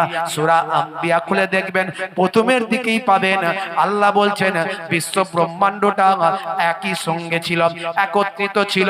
আমি আল্লাহ আমার কুদরতি ক্ষমতায় সূর্য, চন্দ্র, গ্রহ যা কিছু ছিল সব একত্রিত একসঙ্গে ছিল। সবাইকে আমি আল্লাহ পার্থক্য, সবাইকে আমি আল্লাহ ভাই আমার পার্থক্য করে দিলাম। সূর্য, চন্দ্র, পৃথিবী সব একসঙ্গে ছিল, আমি সেগুলোকে সব আলাদা আলাদা করে দিলাম। সূরা আম্বিয়া খুলুন ভাই আমার, সূরা আম্বিয়ার মধ্যে পেয়ে যাবে। আজকে যেটা বিগ ব্যাং থিওরি, 1450 বছর আগে আল্লাহর কোরআনে সেটা লিপিবদ্ধ আছে। যদি বলেন আর কোন উদাহরণ দিন, হ্যাঁ দিচ্ছি, শুনুন। কটা নেবেন? এরকম অসংখ্য উদাহরণ দিতে পারবো। কেন ইসলাম আপনি কমপ্লিট মেনে চলবেন? হে তরুণ যুবকেরা, শিক্ষিত ভাইয়েরা, একটু বোঝার চেষ্টা করুন। আমি আপনাদের সামনে একটা প্যাকেজের ওয়াজ করার চেষ্টা করছি। আগে প্রথমে বলছি কেন আপনি ইসলাম মানবেন, কেন আপনি আল্লাহ মানবেন, কেন আপনি কোরআন মানবেন। তার জন্য এই কথাগুলো আমার বলা দরকার। ছোট্ট ছোট্ট করে একটু বলে দিচ্ছি বাবা। আরো একটা উদাহরণ আপনাদের মাঝখানে দিন। হে তরুণ যুবকেরা, হে আমার বন্ধুরা, শুনে রেখে দিন বাবা, জেনে রেখে দিন বাবা। কোপারনিকাস গ্যালিলিও আসলো, তারা দূরবীন আবিষ্কার করলো। তার আগে বিজ্ঞানীরা বলেছিল সূর্য পৃথিবীর চারিদিকে ঘুরছে। হে তরুণ যুবকেরা, কিন্তু কোপারনিকাস গ্যালিলিও এলো, দূরবীন আবিষ্কার করে বলল না না, পৃথিবী সূর্যের চারিদিকে ঘুরছে। আগের বিজ্ঞানীদের থিওরিকে, আগের বিজ্ঞানীদের গবেষণাকে ক্যান্সেল করলো। পরের বিজ্ঞানীরা এসে আগের বিজ্ঞানীদেরকে ভুল প্রমাণ করলো। হে তরুণ যুবকেরা, এইভাবে চলতে লাগলো। আজকের যুগের নাসা, আজকের যুগের ইসরো, তারা গবেষণা করতে করতে বলল না না না, আগের বিজ্ঞানীরা যা বলেছেন ঠিক বলেননি। কেউ কারো চারিদিকে ঘুরছে না, কেউ কারো চারিদিকে ঘুরছে না। না সূর্য পৃথিবীর চারিদিকে ঘুরছে, না পৃথিবী সূর্যের চারিদিকে ঘুরছে। আজকের নাসা থেকে ইসরো পর্যন্ত তারা গবেষণা করে বলল কেউ কারো চারিদিকে নয়, বরং যে যার নিজের নিজের কক্ষপথে ঘুরে বেড়ায়। বিজ্ঞানীর এই আবিষ্কারে কোরআন মাজিদ বোঝা সহজ হলো। হে তরুণ যুবকেরা, বিজ্ঞান যখন এই থিওরি আবিষ্কার করলাম, আল্লাহর কোরআন মিলে গেল। 1450 বছর আগে আল্লাহর কোরআন জানিয়ে দিচ্ছে না সূর্য চাঁদের চারিদিকে ঘুরে বেড়ায়, না চন্দ্র সূর্যের চারিদিকে ঘুরে বেড়ায়, না চন্দ্র সূর্যের চারিদিকে ঘুরে বেড়ায়, না সূর্য না চন্দ্র সূর্যের চারিদিকে ঘুরে বেড়ায়। হে তরুণ যুবকেরা, সূরার নাম হলো সূরা রহমান। এই মাওলানা সাহেব আছে, জিজ্ঞাসা করুন সূরার নাম হলো সূরা রহমান। সূরা রহমান খুলে দেখুন, আশ-শামসু ওয়াল কামারু বিহুসবান, সূর্য এবং চন্দ্র যে যার নিজের নিজের কক্ষপথে ঘুরে বেড়ায়। জোরে হবে না? তাহলে কেউ কারো চারিদিকে নয়, যে যার নিজের নিজের কক্ষপথে। তাহলে মিলছে না মেলে? জোরে বলেন মিলছে না মেলে? হে তরুণ যুবকেরা, 1450 বছর আগে আল্লাহর কোরআন বলল, কটা উদাহরণ আমি দেব। আমি কেবল মাত্র প্যাকেজের ওয়াজটা করছি ছোট্ট করে, আর উদাহরণ বেশি যাব না, এটা লাস্ট উদাহরণ। হে তরুণ যুবকেরা, 1450 বছর আগে আল্লাহর কোরআন বলল ইন্নামা হাররামা আলাইকুমুল মাইতাতা ওয়াদ-দামা ওয়া লাহমাল খিনজির। হে তরুণ যুবকেরা, আমার আল্লাহ কোরআন মাজিদে বললেন ইন্নামা হাররামা আলাইকুমুল মাইতাতা, নিশ্চয় আমি আল্লাহ মৃত জন্তু, মৃত চতুষ্পদ জন্তু খাওয়া তোমাদের জন্য হারাম করলাম। মৃত চতুষ্পদ জন্তু তোমাদের জন্য খাওয়া হারাম করলাম। ওয়াদ-দামা এবং প্রবাহিত রক্ত খাওয়া তোমাদের জন্য হারাম করলাম। ওয়া লাহমাল খিনজির এবং শূকরের গোশত খাওয়া আমি আল্লাহ তোমাদের উপর হারাম করলাম। হে তরুণ যুবকেরা, হে আমার মুরব্বিয়ানেরা, এই আয়াতটা কিন্তু 1450 বছর আগে এসেছে। তখন কোন ভাই আমার কোন রকম প্যাথোলজি ছিল না, তখন কোন ভাই আমার গবেষণাগার ছিল না, তখন কোন ল্যাবরেটরি ছিল না, তখন কোন ভাই আমার তরুণ যুবকেরা, ভাই আমার মুরব্বিয়ানেরা, কোন রকম কোন ডাক্তারি গবেষণা করার কোন যন্ত্রপাতি তখন কোন আবিষ্কার হয়নি। তখনকারের যুগে আমার আল্লাহ 1450 বছর আগে এই জিনিসগুলো হারাম করলেন। হে তরুণ যুবকেরা, আজকের যুগের স্বাস্থ্য বিশেষজ্ঞরা বলছেন, আল্লাহ বলেছেন কোরআন মাজিদে আল্লাহ জানিয়েছেন মৃত চতুষ্পদ জন্তু খাওয়া আল্লাহ হারাম করেছেন, মৃত প্রাণী খাওয়া আল্লাহ হারাম করেছেন। আজকের গবেষণায় দেখা যাচ্ছে কোন চতুষ্পদ জন্তু যখন মারা যায়, তার ব্লাডটা তার শরীরের মধ্যে জমে যায়। এই ব্লাড যখন শরীরের মধ্যে জমে যায়, ব্লাডের মধ্যে থাকে অসংখ্য জীবাণু। ভাই আমার এই জন্য ব্লাড টেস্ট করলে রিপোর্ট পাওয়া যায় কার শরীরে কি জীবাণু আছে, কি ভাইরাস আছে। বন্ধুরা আমার, হে তরুণ যুবকেরা, এই জমাট বাঁধা রক্তযুক্ত ভাই আমার কোন জন্তু যদি খাওয়া হয় শরীরের জন্য অসুখ হয়। 1450 বছর আগে মৃত চতুষ্পদ জন্তু খাওয়া আল্লাহ হারাম করলেন। আজকের বিজ্ঞানীদের স্বাস্থ্য বিশেষজ্ঞদের কথাতে সেটা মিলে যায়। এটা হলো 1 নাম্বার। 2 নাম্বার হলো 1450 বছর আগে আল্লাহ বললেন প্রবাহিত রক্ত খাওয়া আমি আল্লাহ হারাম করলাম। আজও পৃথিবীর কিছু মানুষের ধারণা আছে টাটকা রক্ত খেলে শরীরের উপকার।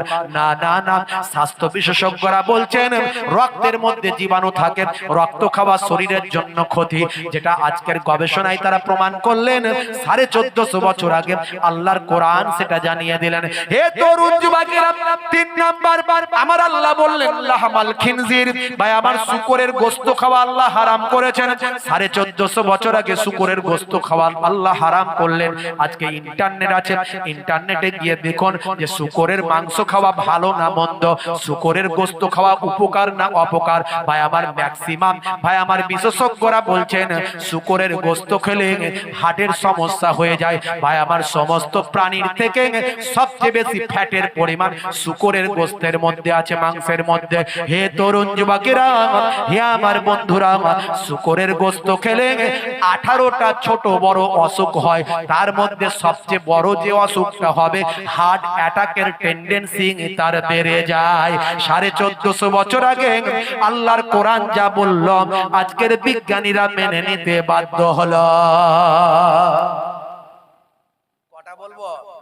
উদাহরণ কত দেবো? অসংখ্য উদাহরণ আছে। ইন্টারনেটে আমার 20 থেকে 25 হাজার বক্তব্য আছে। 500,000 নয়, 20 থেকে 25,000। অনেক উদাহরণ দিতে পারি। এই কথাগুলো কেন বলছি জানেন? আপনি কেন ইসলাম মানবেন, কেন কোরআন মানবেন, তার একটা ভূমিকা তৈরি করলাম। আরো অনেক বলা যেতে পারে, আরো হাদিস থেকে অনেক বলা যেতে পারে। নবী বলেছেন ডান দিকে কাত হয়ে ঘুমাও, এর মধ্যে সায়েন্স আছে, আমি বলতে যাব না, বলতে গেলে সময় লাগবে। নবী বলছেন যে তোমরা বসে পানি পান করো, সায়েন্স আছে। নবী বলছেন বসে পেচ্ছাপ করো, সায়েন্স আছে। নবী বলছেন যে খাবে যখন পেটটাকে 3টে ভাগে ভাগ করো, 1 তলা 2 তলা 3 তলা। 1 তলায় খাবার দাও, 2 তলায় পানি দাও, 3 তলা ফাঁকা রেখে দাও। কিন্তু আমরা করি না। নবী বলছেন যখন তুমি খাওয়া দাওয়া করবে পরিমিত খাবার খাও আর চেটে পুচে খাও। স্বাস্থ্য বিশেষজ্ঞরা বলছে চেটে পুচে খেলে মুখ থেকে এক ধরনের লালা নিঃসৃত হয়, যেটা আপনার আমার হজমের উপকার হয়। জোরে হবে না? নবী বলছেন ডান দিকে কাত হয়ে ঘুমায়। স্বাস্থ্য বিশেষজ্ঞরা বলছে বাম দিকে তো হার্ট থাকে, হার্টের কাজ ব্লাড পাম্পিং করে শরীরের বিভিন্ন অর্গানগুলোতে পৌঁছে দেওয়া। তা হার্টে যদি প্রেসার পড়ে বাম দিকে যদি কাত হয়ে ঘুমায়, মানুষ অভ্যাসের দাস। আপনি 1 সপ্তাহ ডান দিকে কাত হয়ে ঘুমানো অভ্যাস করুন, দেখবেন সুলি অটোমেটিক ডান দিকে চলে যাচ্ছেন, জোর করে যেতে হবে না। আর বাম দিকে যদি প্রেসার পড়ে, হার্টে প্রেসার পড়ে 70-80 কেজি ওজন, হতে পারে পাম্পিং করতে সমস্যা হলে কোন সাইড প্যারালাইজড হতে পারে, কোন সাইড অবশ হয়ে যেতে পারে, ব্লাড সার্কুলেশন বন্ধ হতে পারে, শরীরের সমস্যা হতে পারে। নবী 1450 বছর আগে দয়ার নবী যা বললেন আজকের বিজ্ঞানীরা মেনে নিতে বাধ্য হলো। আমি কটা উদাহরণ দেব, এরকম তো বলতে অসংখ্য পারি, সবের মধ্যে সায়েন্স আছে। এই জন্য ইসলামের কিছু কিছু আয়াতগুলোকে, কোরআনের কিছু কিছু আয়াতগুলোকে আমি আগেই বললাম নাসিখ মানসুখ আয়াত আছে। এই আয়াত না বুঝলে হবে না। এই আয়াত বুঝতে গেলেই যখনই মনে হবে এটা কিরকম কথা, আপনার সঙ্গে আলেম ওলামাদের কাছে জানতে হবে। কারণ কোরআন মাজিদ স্থান কাল পাত্র বিশেষ 6666টা আয়াত দীর্ঘ 23টা বছর ধরে নাজিল হয়েছিল, একটু একটু করে অবস্থার পরিপ্রেক্ষিতে। এই জন্য পরের আয়াত দিয়ে আগের আয়াতকে ক্যান্সেল করা হয়েছে। কোরআন মাজিদের সমস্ত আয়াত মানবো, কিন্তু সব আয়াতের হুকুম নির্দেশ আদেশ গ্রহণ করা চলবে না। বুঝতে পারছেন কথা? হে তরুণ যুবকেরা, এবার চলে আসুন, এরপরে চলে আসুন। তাহলে আপনাকে আল্লাহ মানতে হবে, নবী মানতে হবে। এত আলোচনার দ্বারাই বোঝালাম, প্রথমে ভূমিকা তৈরি করলাম। এবার আল্লাহ এবং নবীকে মানতে গেলে কি করতে হবে? আগে রোল নাম্বার ঠিক করতে হবে। সাচ্চা মুসলমান হতে গেলে রোল নাম্বার ঠিক করতে হবে। রোল নাম্বার ফাঁকা, খাতা ভর্তি লেখা। আমি বলি মাস্টার খাতা দেখবে না, পরীক্ষায় পাস হবে না। হে তরুণ যুবকেরা, হে আমার বন্ধুরা, শুনে রেখে দিন বাবা, রোল নাম্বার মানে আর অন্য কিছু নয়। রোল নাম্বার মানে হলো আপনার আমার ঈমান। ইমান। ইমানের খাতা যদি ফাঁকা থাকে, আমলের খাতা যদি ভর্তি থাকে, ওই আমলের খাতা কোনো কাজে লাগবে না। কারণ ইমানের খাতা যদি ফাঁকা হয়ে যায়, রোল নাম্বার ফাঁকা, খাতা ভর্তি লেখা, মাস্টার খাতা দেখবে না, পরীক্ষায় পাস হবে না। সহজ ভাবে বলে দিলাম। তাহলে ইমানটা আপনাকে ঠিক রাখতে হবে। ইমান মানে কি ভাই? ইমান মানে হলো বিশ্বাস। ইমান টাকা পয়সা সোনা চাঁদি গয়নাগাটি কিছু নয়। ইমান মানে বিশ্বাস। কি বিশ্বাস করবেন? আল্লাহ এক say he, Allah is one, Allah is on whom all depend, he begets not is he begotten and none is like him. বলুন সে আল্লাহ হলেন এক, আল্লাহ অভাব শূন্য, তিনি কাহাকেও জন্ম দেননি, কেউ তাহাকে জন্ম দেয়নি, সে আল্লাহর সমতুল্য আর কেউ নাই। আল্লাহ সম্পর্কে ধারণা ফ্রেশ। আল্লাহ যে আছেন তার প্রমাণ কোরআন। কারণ তখনকার যুগে বিজ্ঞান ছিল না, সায়েন্স ছিল না। যা বলেছে কোরআনের একটা অক্ষর, একটা আয়াতকে আজকেও মিথ্যা প্রমাণিত করতে পারে না, গাজোয়ারি ছাড়া। বুঝতে পারছেন? কোরআন নিয়ে 1450 বছর ধরে অনেক আলোড়ন তৈরি হয়েছে, অনেক হচ্ছে, অনেক কিছু হচ্ছে, কিন্তু এখনো কোরআনের বিরুদ্ধে একটা কথা কেউ ভাই আমার আগুল ফোটাতে পারেনি, একটা অক্ষরকে কেউ বদলে দিতে পারেনি। অনেকে চ্যালেঞ্জ গ্রহণ করেছে, চ্যালেঞ্জ হেরে গেছে। জানেন বন্ধুরা আমার, তরুণ যুবকেরা আমার, মুরব্বিয়ানেরা আমার, কারণ কোরআন মাজিদকে সঠিকভাবে বুঝতে হবে আপনাকে। হে তরুণ যুবকেরা, হে আমার বন্ধুরা, শুনে রেখে দিন বাবা, জেনে রেখে দেন হে মুসলমান। তাহলে আপনাকে আমাকে রোল নাম্বার ঠিক করতে হবে। ইমানটাকে আগে মজবুত করতে হবে। ইমান মানে যেমন আল্লাহর প্রতি বিশ্বাস, তেমন ভাই আমার রাসূল পয়গম্বরদের উপর বিশ্বাস। আর পয়গম্বরদের মধ্যে সর্বশ্রেষ্ঠ পয়গম্বর, আখিরি জামানার পয়গম্বর আমাদের নবী। ভাই আমার দোস্ত আমার, আনা খাতামান নবিয়িনা লা নবী আবাদি। আমার নবী বলেছেন, দয়ার নবী বলেছেন, আমি হলাম শেষ নবী, নবিউল আম্বিয়া। আল্লাহ তাকে করেছেন সমস্ত নবীদের নবী করেছেন, ইমামুল আম্বিয়া করেছেন, সমস্ত নবীদের আল্লাহ তাকে ইমাম করেছেন। সেই আখেরি জামানার পয়গম্বরকে আমাকে আপনাকে বিশ্বাস করতে হবে। এর সঙ্গে সঙ্গে সমস্ত নবীদের মানতে হবে, সমস্ত নবীদের মানতে হবে। সমস্ত আসমানি কিতাব, আসমানি কিতাব টোটাল কতগুলো? আপনারা অনেকে বলবেন 4টে, না, টোটাল 104টা। তার মধ্যে বড় বড় কিতাব ভাই আমার বড় কিতাব হলো 4টা। কি কি? তাওরাত, ইনজিল, ভাই আমার জাবুর, কোরআন মাজিদ। বুঝতে পারছেন? এই অরিজিনটা কিন্তু সব এক। আদম নবী থেকে অরিজিনটা সব এক। ইব্রাহিম নবীর পর থেকে আস্তে আস্তে গন্ডগোলটা শুরু হয়েছিল। এই ইহুদি নাসারা সব বলছেন না, এগুলো ইব্রাহিম নবীর আগে কোনো এরা ছিল না। বুঝতে পারছেন? আমরা বলি দাউদ, তারা বলে ডেভিড। আমরা বলি সুলাইমান, তারা বলে সুলেমান। আমরা বলি ঈসা, তারা বলে যিশু। আমরা বলি মুসা, তারা বলে মোজেস। আমরা বলি মারিয়াম, তারা বলে মেরি। আমরা বলি আদম, তারা বলে অ্যাডাম। আমরা বলি হাওয়া, তারা বলে ঈভ। আমরা বলি ইব্রাহিম, তারা বলে আব্রাহাম। অরিজিনটা সব এক, পরে চেঞ্জ করে দিয়েছে। কোরআন মাজিদের মতো তো ইনজিল শরীফ মুখস্থ করার ছিল না, তাওরাত মুখস্থ করার সিস্টেম ছিল না। এই পণ্ডিতেরা নিজেদের স্বার্থে গোঁজামিল ঢুকিয়েছে। বুঝতে পারছেন? কোরআনেও গোঁজামিল ঢুকিয়ে দিত যদি মুখস্থ করার সিস্টেম না থাকতো। লক্ষ লক্ষ হাফেজ আছে, মাঝে মাঝে ইন্টারনেটে দেখবেন কোরআনের আয়াতকে বিকৃত করে দিয়েছে। হ্যাঁ, মুখলেসুন আছে, মুফলেহুন করে দিয়েছে। মুমিনুন আছে, মুখলেসুন করে দিয়েছে। বিভিন্ন ভাবে শুধু বিকৃত করেছে, কিন্তু হাফেজরা ধরেই বলছে এই আয়াতটা ভুল আছে। এটা যারা ছাপিয়েছে ভুল ছাপিয়েছে, এই কোরআনের আয়াতটা যারা করেছে ভুল করেছে। মানে চক্রান্ত লেগে আছে, কিন্তু সাকসেসফুল হচ্ছে না। তরুণ যুবকেরা আমার, একটু বুঝে নেবেন বাবা। আল্লাহ বললেন, হে আমার নবী, আগের কিতাবগুলোকে সব বাতিল করে দিলাম। মনে করুন কোম্পানি বিভিন্ন রকম ভার্সন তৈরি করছে, তৈরি করে বলল আমি লেটেস্টটা দিয়েছি, এটা কিনুন। এই যে মনে করুন আপনি এসি কেনেন, ভোল্টাসের যখন আপনার হাই মডেল বেরিয়ে গেল, তখন কোম্পানি বলছে আগের মডেলগুলোতে যা ছিল ভোল্টাসের এসির এই হাই মডেলে সব দিয়ে দিয়েছি, অর্থাৎ আগের মডেলগুলো আর কেন না, ওগুলো বাতিল করে দিয়েছি। কিন্তু আগের গুলো যা ছিল লেটেস্ট মডেলে দিয়েছে, দিয়ে আরো কিছু প্লাস মাইনাস করে দিয়েছে। আল্লাহ বলেন আগের সব কিতাব বাতিল, এই কিতাবগুলো অরিজিনাল। এই কিতাবটা, তার মানে এই নয় যে আপনি আগের কিতাবগুলোকে মানবেন না, মানবেন, বিশ্বাস করবেন, কিন্তু নেবেন না সেখান থেকে, সেগুলোকে অস্বীকার করা যাবে না। বুঝতে পারছেন? হে তরুণ যুবকেরা, তাহলে আপনাকে আমাকে বাবা কি করতে হবে? সমস্ত আসমানি কিতাবগুলোকে মানতে হবে। মৃত্যুর পর জীবিত হতে হবে, মানতে হবে। কায়ামত যে হবে, মানতে হবে। সমস্ত ফারিস্তারা যে আছেন, মানতে হবে। কারণ কোরআন যদি সত্য হয়, আপনাকে আমি প্রমাণ করার চেষ্টা করেছি কোরআন সত্য। কোরআন সত্য হলে কোরআনের নির্দেশগুলো যা আছে সব সত্য। কথা ঠিক না ভুল? তার মানে এগুলো সব সত্য, আপনাকে বিশ্বাস করতে। এই বিশ্বাসের নাম হলো ঈমান। বিশ্বাসের নাম কি? ঈমান। তাহলে ঈমানের পরে আপনি বলছেন, অথচ আমরা বলি হ্যাঁ বিশ্বাস করছি, কিন্তু পরিপূর্ণ বিশ্বাস করছি না, পরিপূর্ণ বিশ্বাস করছি না। আমরা বলছি যে ভাগ্যে ভালো মন্দ যা কিছু হয় সব আল্লাহর কাছ থেকে হয়, আল কদরে খাইরিহি ওয়া শাররিহি মিনাল্লাহি তাআলা।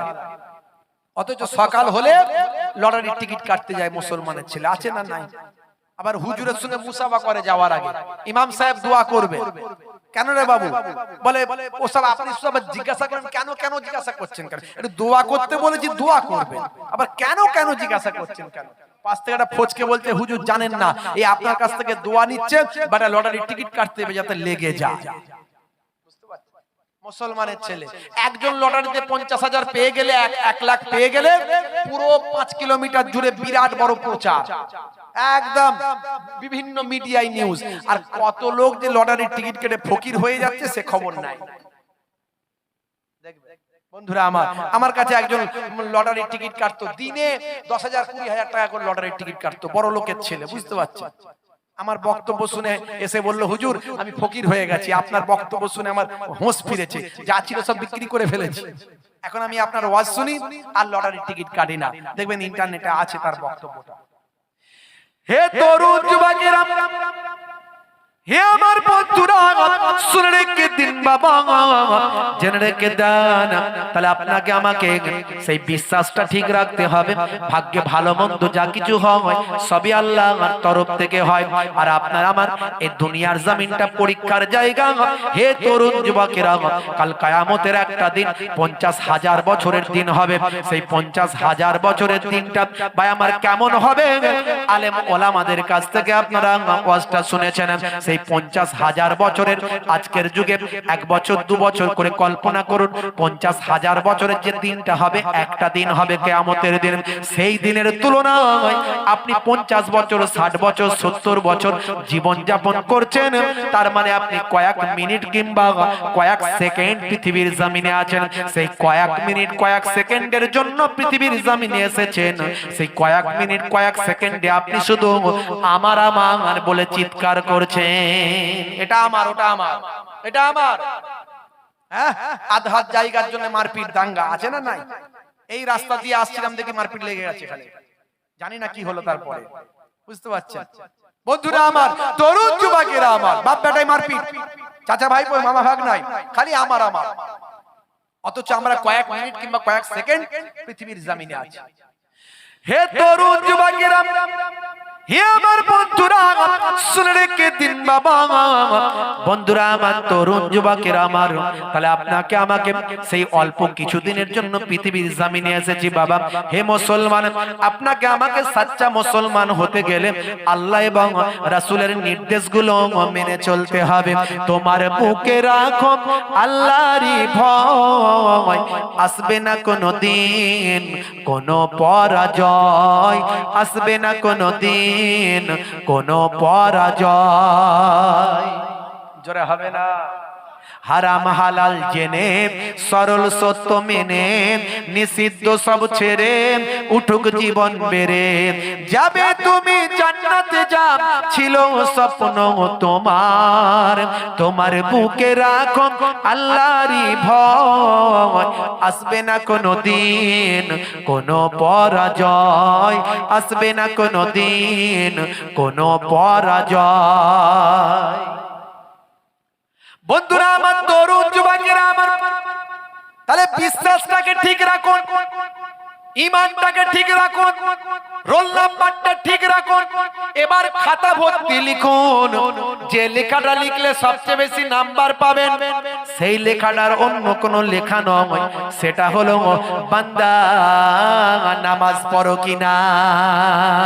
হে তরুণ যুবকেরা, হে আমার বন্ধুরা, আমার আল্লাহ তাআলা কোরআন মাজিদে 82 জায়গায় নামাজের কথা বলেছেন।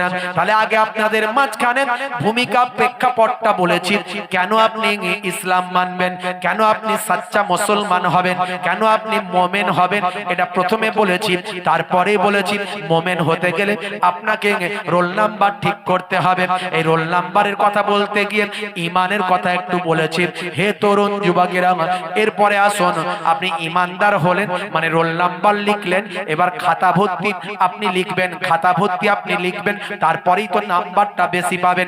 যে লেখাটা লিখলে সবচেয়ে বেশি নাম্বার পাবেন, ভাই আমার যে আমলটা করলে আল্লাহ বেশি খুশি হবেন, সেই আমলটার অন্য কোনো আমল নয়, সেই আমলটা হলো বান্দা নামাজ পড়েছো কিনা। বক্তব্যটা বুঝতে পারছেন কিনা জানি না, একটা প্যাকেজের ওয়াজ করছি খুব সংক্ষেপে। এই নিয়ে আলোচনা করতে গেলে এটাই 4 ঘন্টা হবে, খালি উদাহরণগুলো বাড়াতে হবে আর একটু বেশি করে ডিসকাস করতে হবে। কিন্তু সেটা না করে আমি এটাকে একেবারে 1.5 ঘন্টার মধ্যে প্যাকিং করছি। হে তরুণ যুবকেরা, হে আমার বন্ধুরা, শুনে রেখে দিন বাবা, নামাজের কথা আপনাকে প্রথম বলছি এই জন্যই বাবা, আফজালুল ইবাদাতে ইবাদাতুস সালাত, বান্দার সমস্ত বড় সবচেয়ে বড় ইবাদতটা হলো সালাত। আমার আল্লাহ কোরআন মাজিদে বললেন ওয়াকিমুস সালাত ওয়া আতুজ যাকাত ওয়া আরকাউ মা'আর রাকিন, তোমরা সালাতটা আদায় করো আর যাকাতটা ঠিকঠাক ভাবে ইউটিলাইজ করো, বন্টন করো। আর শুনে রেখে দাও, রুকুকারীদের সঙ্গে রুকুটা করো, অর্থাৎ মসজিদে গিয়ে জামাতের সঙ্গে একসঙ্গে নামাজ পড়ো। বাড়িতে নামাজ পড়লে যে সব, তার থেকে অনেক বেশি বেশি সব জামাতে নামাজ পড়তে হবে। রাসূল বলেছিলেন একটা অন্ধকে, হে অন্ধ তুমি আজান শোনো, হ্যাঁ তুমি অন্যান্য সব কাজ করতে পারো, হ্যাঁ তাহলে আজান শুনবে, জামাতে গিয়ে নামাজ পড়বে, তোমার জন্য ঘরে একা একা নামাজ পড়ার অনুমতি নাই। এটা অন্ধের জন্য নাই, আমি আপনি কোন চাই, আল্লাহ আমাদের মাফ করুন। হে তরুণ যুবকেরা, হে আমার বন্ধুরা, শুনে রেখে দিন বাবা, নামাজের এত গুরুত্ব কেন বাবা, শুনে রেখে দেন, জেনে রেখে দেন। হে তরুণ যুবকেরা, হে আমার বন্ধুরা, শুনে রেখে দিন বাবা, নামাজ নিয়ে বলতে গেলে বেশি কথা বলবো না, ছোট্ট করে বলি ভাই আমার দোস্ত আমার, করোনা যখন এসেছে মুসলমান বেশি বেশি ওযু আর নামাজ বেশি পড়েছে। করোনার সময় নামাজ বেশি পড়েছে না কম? জোরে বলেন। আজান বেশি দিয়েছে না কম? রাত্রে 1:30, 2, 3টের সময় আজান হয়েছে না হয়নি? কারণ আমাদের ধর্মীয় বিশ্বাস হলো আজান বেশি বেশি দিলে বিপদ পালিয়ে যায়, তাই তো নাকি ভাই আমার দোস্ত আমার? ইতালি, বার্সেলোনা, মাদ্রিদ, এই সমস্ত শহরগুলো যেখানে কোনোদিন আজানি হয়নি, সেই জায়গাতেও মুসলমান আছে, প্রবাসী মুসলমান। তারা গভর্নরকে বলল, প্রশাসনকে বলল, হে প্রশাসনের মানুষেরা, আপনার দেশে প্রচুর মানুষ করোনায় মারা যাচ্ছে, আমরা মুসলিম বিদেশি লোক এখানে থাকি, তবে আমাদের ধর্মীয় বিশ্বাস যদি আজান দেওয়া হয় বিপদ পালাবে, এতদিন তো কোনোদিন আজান দেওয়ার সুযোগ আমাদের দেননি, তা আজকে দেবেন নাকি? বলে ঘন ঘন দাও, ঘন ঘন আজান দাও। বার্সেলোনার রাস্তায়, ইতালির রাস্তায়, ভাই আমার বড় বড় যে সমস্ত শহর সিটি জীবনে কোনোদিন আজান হয়নি, সেখানেও করোনার সময় আজান দিয়ে দিয়েছেন কে? জোরে বলেন কে? আল্লাহ দিয়েছেন। আমার বাণী, আমার আওয়াজ সারা কুল কায়নাতে চলবে, রাজত্ব আমার, পৃথিবীর কোনো মানুষের নয়। জোরে হবে না? হে তরুণ যুবকেরা, হে আমার বন্ধুরা, হে আমার মুরব্বিয়ানেরা, শুনে রেখে দেন, যত করোনা বেড়েছে মুসলমান আজান আর নামাজ বেশি বেশি পড়েছে। ব্রিটেনের 2 জন গবেষক, একজনের নাম হলো মিস্টার রিচার্ড আর একজনের নাম হলো মিস্টার ফিলিপ, দুজন মিলে গবেষণা শুরু করলো, দেখি মুসলমানদের মধ্যে করোনার অনুপাত কত, কত মানুষ আক্রান্ত, কত মানুষ মৃত, কত মানুষ আহত, কত মানুষ করোনায় আক্রান্ত, কত মানুষের করোনা পজিটিভ বা নেগেটিভ। কত মানুষ কিভাবে জীবন যাপন করেছে। ভাই আমার মুসলমান পাড়ায় গিয়ে জিজ্ঞাসা করলো করোনায় তোমাদের কতজন মরলো? মুসলমানরা বলে মরা তো দূরের কথা, আক্রান্ত হয় নাই। বলে এটা কেমন করে? বলে সব দোকানদানি কারবার ব্যবসা বন্ধ, যে জীবনেও নামাজ পড়ে না সেও বেশি বেশি নামাজ পড়েছে আর আজান দিয়েছে। বলে নামাজ পড়েছো? বলে হ্যাঁ। আজান দিয়েছো? বলে হ্যাঁ। অজু করেছো? বলে হ্যাঁ। বলে তাহলে করোনা হয়নি? বলে না। আক্রান্ত হয়নি? বলে না। মরেনি কেউ? বলে না। আপনাদের এখানে কজন মরেছে আমি জানি না। তো মরেছিল নাকি এখানে? তো মরেনি। হে তরুণ যুবকেরা, হে আমার বন্ধুরা, শুনে রেখে দিন বাবা। মিস্টার রিচার্ড, মিস্টার ফিলিপ বললেন আচ্ছা তোমাদের নামাজটা একটু দেখাও তো দেখি। নামাজটা দেখার পরে বলল আরে এত সুন্দর জিনিস তোমাদের ধর্মে আছে? বলে হ্যাঁ। বলে নামাজ আমি তোমাদের A to Z দেখলাম, নামাজ দেখে মনে হলো নামাজের থেকে ভালো ব্যায়াম আর কি হতে পারে? আচ্ছা বলো তো আর কি করেছ? বলে তার আগে নামাজ পড়ার আগে আমরা অজু করেছি। বলে অজুটা দেখাও তো দেখি। পৃথিবী বিখ্যাত গবেষক মিস্টার রিচার্ড, মিস্টার ফিলিপ, ব্রিটেনের দুইজন বিখ্যাত অধ্যাপক গবেষক, তারা অজু দেখে বলে আরে বাপ রে বাপ, করোনার মেন ঔষধ যেটা ডাক্তারেরা বলে হাত মুখ ধুতে হয়, তোমরা অজু করতে গিয়ে দিনে এতবার করে হাত মুখ ধুয়েছো? বলে হ্যাঁ। বলে আসল করোনার ঔষধটা তোমরা অজুর মধ্যে দিয়ে অ্যাপ্লাই করেছো, অর্থাৎ অজু করেছো, হাত মুখ ধুয়েছো, করোনার ভাইরাস তোমাদের কাছ থেকে পালিয়েছে। জোরে হবে না? আরো জোরে হবে না? এই অজুর মধ্যে অনেক কিছু আছে, আমি অজু নিয়ে বেশি ডিসকাস করতে চাইছি। হে তরুণ যুবকেরা,